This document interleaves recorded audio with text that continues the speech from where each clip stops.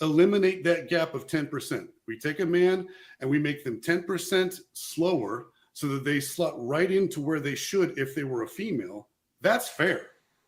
Okay, so if Leah Thomas went from being 1080th on the men's side in the 100 free to 1080th or around that amount on the women's side in the 100 free, I've got no complaints. That would be a fair transition, but that's not what's happened.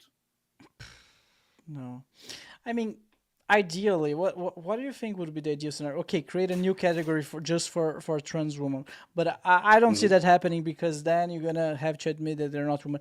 What would be an alternative? Maybe like a heart size competition. You can only compete with people, but again, it just sounds like you're catering the whole thing to make it work towards those people. I don't know if that's a good way of looking at it. You have other No, alternatives or suggestions?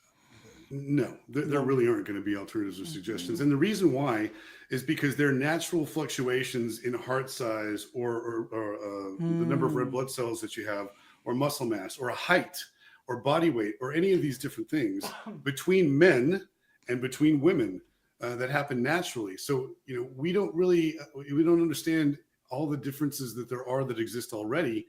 It would be very difficult to set a threshold and say that this is the level. And what do you do if your heart's too big? Then you don't get to compete. It's either going to be separate division or basically nothing. Or they can compete as men if they want to. But I just think it makes more sense, considering that trans women use the term trans women and not women to describe themselves, because they know that there's something different than a woman. They're a trans woman, which is different. It's still like a woman, but it's not quite there. That's the only thing that we can do that's going to be fair.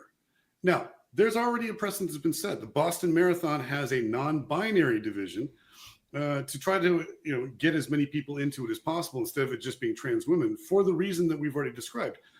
There are not enough trans women entrants in the Boston Marathon that they would want to have just that separate section for the time being. So they made it non-binary. So Boston Marathon is one of the biggest, if not the biggest marathon in the entire world. They've already got that. There are already people competing in that division. So it's an honorable way to respond to this, not crisis, but this dilemma that we have in front of us. And it's something that I can certainly get behind, and I can cheer on my favorite trans athlete in the trans women division or non-binary division, and so can everybody else. But that is the fair way to go. That is the only thing that we can really do. Yeah, sounds perfect. Sounds like a good solution for me. But yeah, I mean, I feel like, again, from an outsider, I don't live in the US. It feels like things are slowly getting fixed and just like getting better. And then maybe will come a new administration say, no, there's no genders, and now everyone can be whatever they want. They can be a horse if you want. And then I don't know, like then they create a division for people who identify as a horse. I don't know, man. I can talk from a game designer point of view, because I see this being reflected on the I develop games, right? And I can see this is being developed in several video games that came out recently. Like they don't say male voice when you're developing a character, for example, building a character on I don't remember which game, and then you could, instead of having male voice and female voice, you can only select voice type 1 and voice type 2, which are clearly male and female. And then the new Nintendo Switch, I think, came out recently as well. Before you could select which one are you, a male or female. Now it's just body type 1 and body type 2. I don't know. I don't have any problems with that, but I'm just saying that it feels like humanity as a whole is going through a transition, and it's not sure if you take the next step or where do we go. It's a little bit awkward at the moment. Yeah, I mean that expands our conversation into a different area, which I'm happy to go down. But I'm with you on that, in as much as I don't particularly like to see an abolition of genders. I don't want to live in a world where there's just this blended gamish of all sorts of things, where there are not men and there are not women. We're all just humans. I like being a man. I like being identified as a man. I like to do manly kinds of things, and I like to hang out with my wife, who is a woman who likes to do womanly kinds of things. And there's obviously lots of crossover there. I do most of the cooking and cleaning in the house. She earns most of the money. Those things are societal aspects of it. But as far as the physical is concerned, I don't understand why it's necessary to say body type 1, body type 2. Why can't you have body type 1, body type 2 and or male female. Why can't you incorporate both? And not you, but generally speaking, I mean, I don't see why we have to go down one pathway and one pathway only. We can accommodate everybody in a reasonable fashion. And I'm also now speaking out to my folks, my friends on the right who are very much against trans in every capacity, that hopes that this will just go away. It's never going to go away. Trans folks are here to stay, and I don't want them to go away.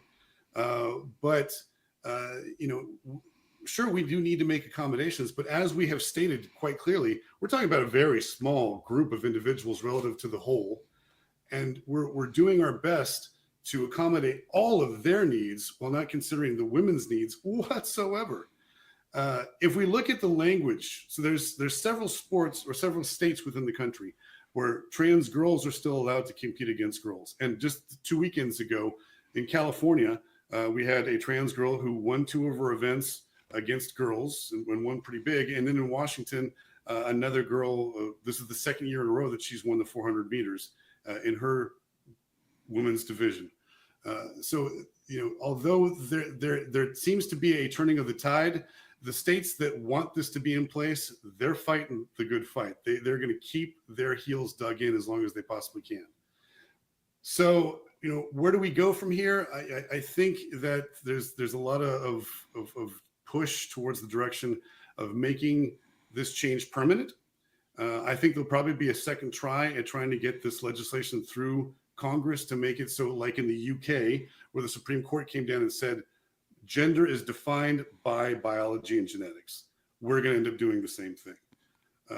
So my hope is that we can bring together both of the sides to come up with a reasonable compromise, which is to have separate divisions for the transgender population. Yeah, that would be amazing. I think in Chile or Peru, so some of the South American countries, one of those they deemed trans people or non-binary people as mentally ill, and I would say that sounds a little bit harsh. It doesn't. We don't need to go in that direction. I would say that's the other unhealthy extreme. You know, like there's no reason to treat these people like that. But you know, yeah, Yeah, I'm not a psychologist. I'm not a psychiatrist. yeah. I know that the term that's used for folks who want to transition or